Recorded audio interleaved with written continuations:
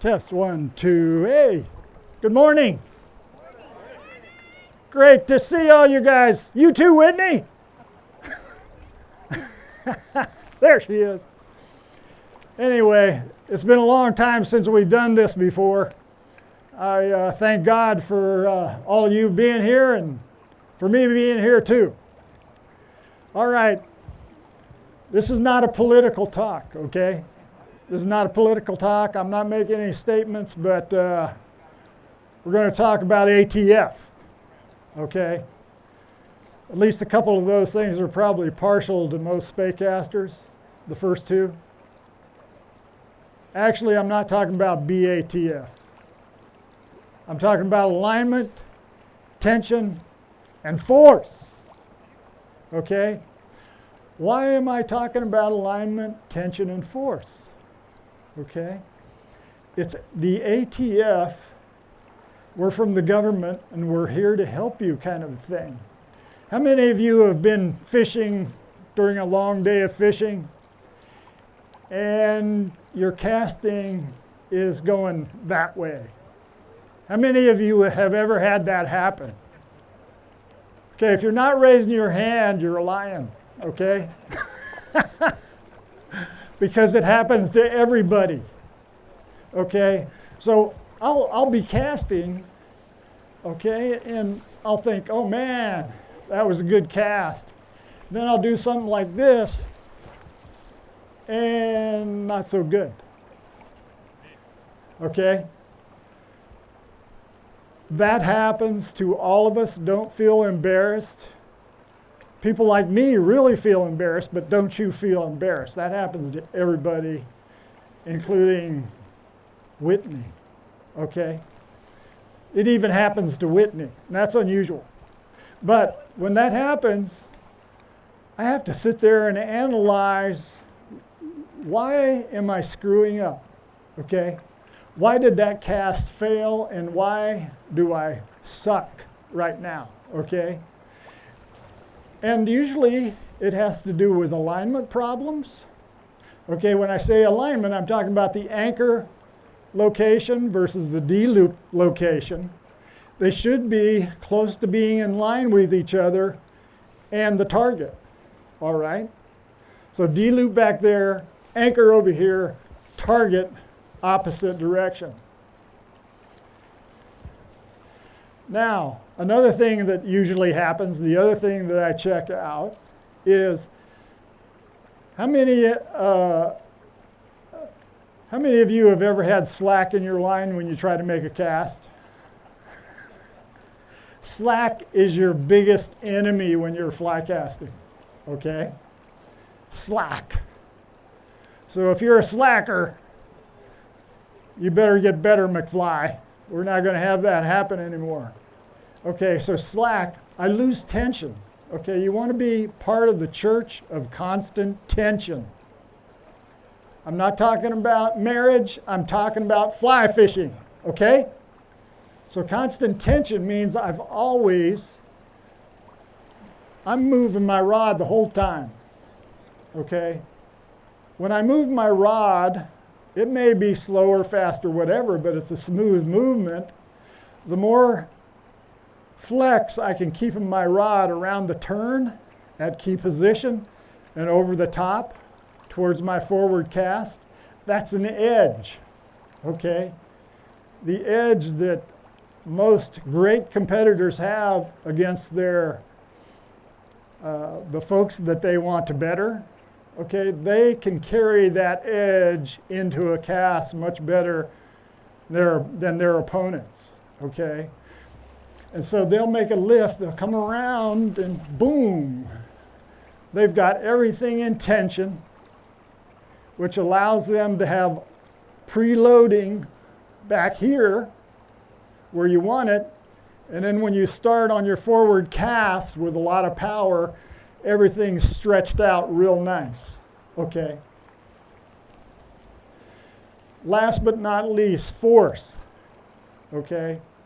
When I talk about force, how many people here, when you have casting issues, casting problems, how do you attempt to fix those problems first? And this is a guy thing more than a girl thing, okay? Harder. Hammer that sucker, you know? Boom, I'm gonna make that go out. Well, let me tell you something. Good form is much better than a lot of force. All right? When you can pick up a cast and you have good form, it just sails out. All right? And what you'll find is when the wind starts to blow, you may be casting in a place where it's not your dominant hand and your casting goes downhill. It's usually a force thing, okay? Especially in the wind, you find yourself doing this,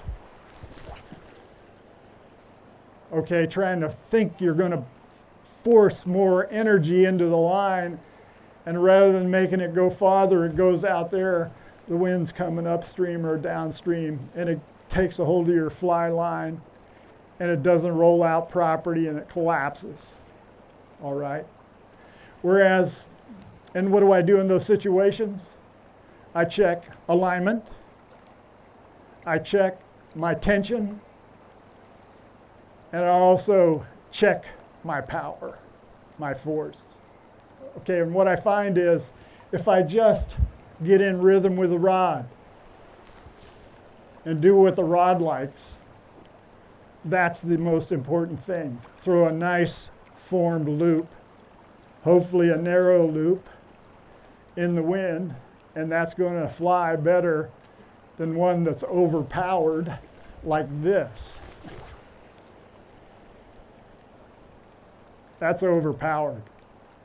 When you see that happen, you missed it. Slow down, take it easy, take a deep breath, make a nice lift, sweep, get your angles right, like that, and let the rod do all the work. So form is critical. As far as alignment goes, especially on the Clearwater, let's say we have upstream wind. A lot of times you find, especially if you're trying to make a 90-degree turn with that, that's a hard turn to make in a single spey. Okay, because what happens is you'll lift, you'll sweep, but your anchor is going to not necessarily be in a good position. And usually it's a situation where your anchor is laying down out here, all right? What are some of the things you can do to fix that alignment problem? One is called a crescent lift, okay? A crescent lift relies on this activity right here. Watch. It's like a moon, half moon, but on your lift, you're making an inshore lift with a single spey, up and around.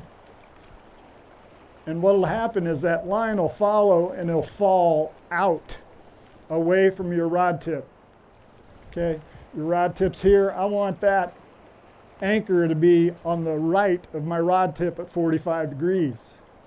D-loop back here, forward cast. So let's try to make that work. So here's a crescent. Come back here. Notice how far out that was? Did you see that splash down? The crescent helped that happen. Up like this, the line falls, and it's coming over like this, and it actually falls outside of your rod tip. So that's one of the chief things I do to improve on, I got it, I think. There we go. That's one of the things that I usually do to improve a lift and to get better alignment.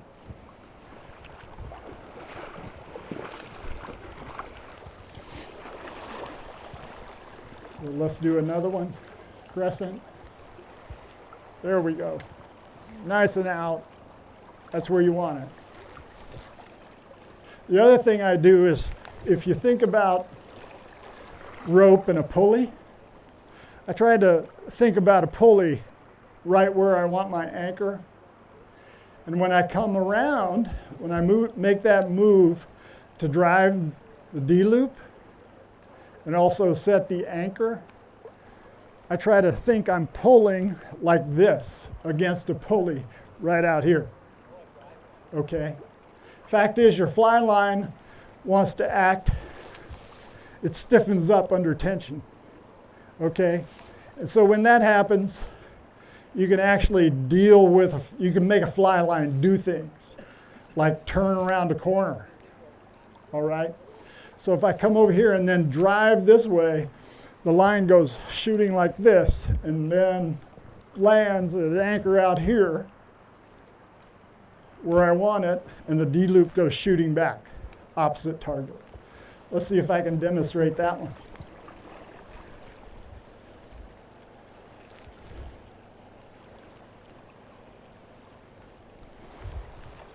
Okay? So that was okay. That was acceptable. Do it again. Here it is, lift, sweep. Way short, way short. Reason that happened is I didn't make a good lift. Higher lift, get it aerialized, and there we go. Okay? So you can drive, you're driving this rod and this line. So it helps a lot when you're in the driver's seat to know how to control a line.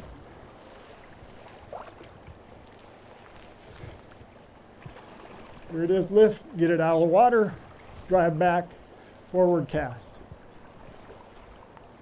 Now, not always do I make a good anchor, okay? So I'm gonna give you a tip for when you're casting and your anchor goes like this in front of you when you're trying to single spey. It's called a cut cast. How many of you use that cast? All right, basically it's a sidearm cast. All right, so when I screw up in presentations, you'll see me do it, but I'll do it so quick, hopefully you won't catch it, okay? So let's do a short anchor. Okay, that's a cut cast. And what happens is, if you're cutting across in this diagonal and your anchor is like in front of you, okay, it spins off the water like this. All right? The only thing you have to be careful for, if that's close to you and the hook's like down here too far, you could not be in a good position. Okay? So it's kind of a, it just takes off. Do it again. And you want to keep your rod tip a little higher to pick it up off the water. So that cut cast can make a good cast, make victory out of a defeat, if you want to call it that. Other alignment issues are, you want a good stance, make your lift, drive back, there's your anchor. That's not necessarily a crashed anchor. It looks like a crashed anchor, but if you have speed on it, you're not going to get fouled up because it's pulling all the time, okay? There's a very fine line to an okay cast. Single spays have a tendency to get your line messed up more because it's very easy to come in too hot, too fast, especially when you have choppy water. So controlling that lift and bringing your line down to a good anchor is critical, super critical. Oop, I got one. Any questions?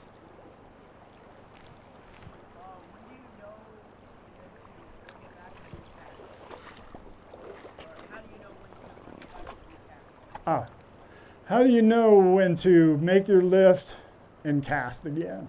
Okay, generally that's at what we call the dangle. Okay, the dangle term means your line is being stretched downstream and it's finished its swing. Okay, then you make your lift, sweep, and over the top now. Okay, so that's part of spey casting. We go through a run. We don't stand in one place as spey casters. We cast, let it swing, then we'll probably take a couple steps like this. All right? And then we'll cast again and swing through that pool. And when that happens, we cover that entire pool every 2 feet with our fly. And so that's why you see somebody start casting here and they march all the way down to the end of the pool or the end of the run or wherever they want to stop. And that's why you don't walk in below a spey fisherman. Okay, that's bad form. When you come to a pool and somebody's in there and you'd like to fish because it's a big long pool and you think there are fish there, right thing to do is go in and talk to the person that's in the hole and ask them, do you mind if I fish behind you? Okay, that's river etiquette. They won't always say yeah, depending on the guy or girl. But most of the time, I've never had somebody say, no, I don't want you to fish here. Never had that happen. I don't know what I'm going to do when that happens. But I haven't had that happen. So, a little bit of river etiquette. Any other questions? How long's the head on your fly line? How long's the head on my fly line? This particular head is approximately 55 feet. Actually, no, it's about 60, it's a little over 60 feet, this one. This is a 910 What is Vector. the advantage of a long head like that? The advantage of a long head is, let's see, check that tip for me. A long head, I'll demonstrate what the advantage is. It's called efficiency, okay? That's all right. I'll use this other rod. You got it? Okay. The advantage of a long line is you're locked and loaded at distance all the time, okay? So I'm going to get you to hold this. I'm going to pick up another rod. This is a Saga, a new Saga rod, S-A-G-A, and it has an Express. If I can get it off here, there we go. This is an Express 2. It's a 9 weight for 12 something feet. And I'll show you what I'm talking about. Especially in a river like this, where you have some runs which are very, very big, very wide, and you want to cover the water. You see a lot of casters out there with 16, 17-foot rods. That's the cool thing about the Clearwater is you have places where you're glad to have that kind of a gun in your hand when you're fishing. So here we go. We're fishing this Scandi type head, okay? So we'll let it swing. And let's pretend I'm making a longer cast. We'll just do this. So here I am swinging because I'm making, let's say, a 80-foot cast or something like that. So here's the negative part about short heads. One of the negatives, they're beautiful lines. They're fun to cast. And it's a great starter line for somebody who just wants to fish. It's not a line I would give somebody who wants to train to be traditional spey caster. Okay? Or it's a great tactical line for short water, small water.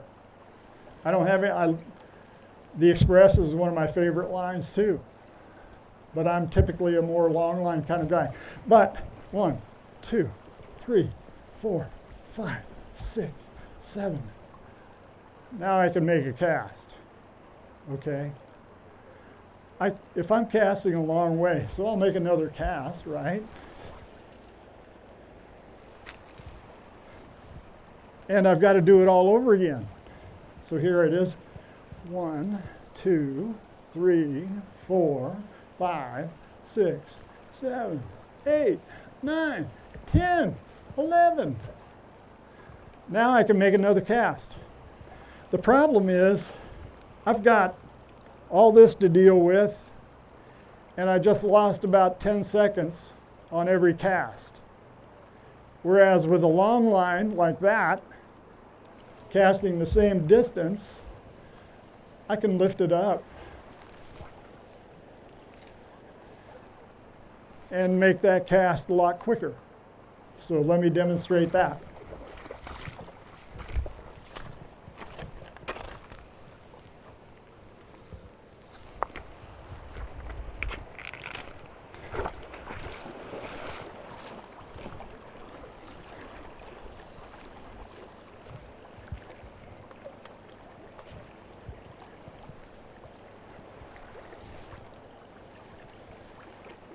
So there's my cast.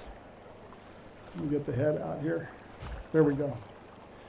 So when I get to finish with the swing, let's say I have, typically I'll like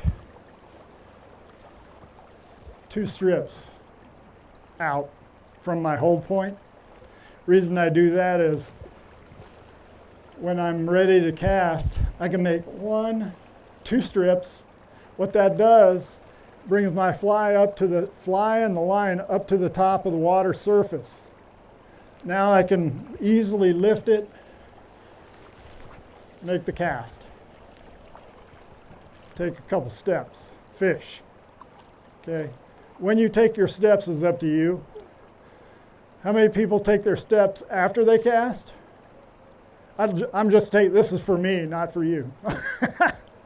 How many take their steps before the cast? It's like 50-50, okay? And sometimes when I feel like it, when it's swinging, I might even do this, depending on how I feel. Trying to change my luck on the slot machine, okay? So here it is, I'm locked and loaded, ready to go. So that's why longer heads, longer lines, make a lot more sense. You can go through a hole a lot faster than somebody with a shorter head because you're not taking the time, wasting 5 or 10 seconds, depending on how far you're casting, every time you're making a cast. So that adds up on a long run. Means that you can cover 3 holes, whereas everybody else is covering 2 with short heads. The more holes you cover, the more fish you're going to catch. So for the longer line, which I haven't casted, what adjustments do you make, like between the 2 rods? Like in your cast, speed, or what do you have to change? The question is, what's the difference between using a short head, a little bit smaller rod, and a longer rod and a longer line? Cadence is the biggest thing, okay? Short head, shorter rod, the cadence is going to be usually quicker, okay? Because everything is more compact, okay? Including time. Time is a little more compact. Whereas with a long line, and this is still close to a short belly, almost in a mid belly range, but this requires more time for your cast. Lift, sweep, forward cast. All right? Now, can I speed that up? Probably. Let's speed it up. Okay?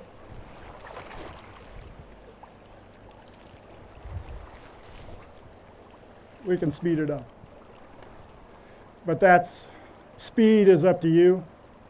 You control that as a caster. It's your rod, your line. You're in control. But generally speaking, the shorter line, It's kind of a quicker tempo, generally speaking, because you're dealing with a shorter line. Sometimes it's more difficult, like single spays and things like that. It's easy to pull an anchor or to fly because it's just compact. Any other questions? Fish off the reel or with a shock loop, or what's your theory on either one? Doesn't matter. Okay, what does matter is how you set your drag. Okay. I played with that. He's talking about, okay, let me give you the question so everybody can understand. Do you fish a loop? Let's pretend here. So, do you fish like this, waiting for the fish to bite? He pulls the loop out, and then you set the hook, kind of a thing. With longer lines, the reality is there's already quite a bit of slack out there, okay? So in these later years, I do that. I don't worry about it.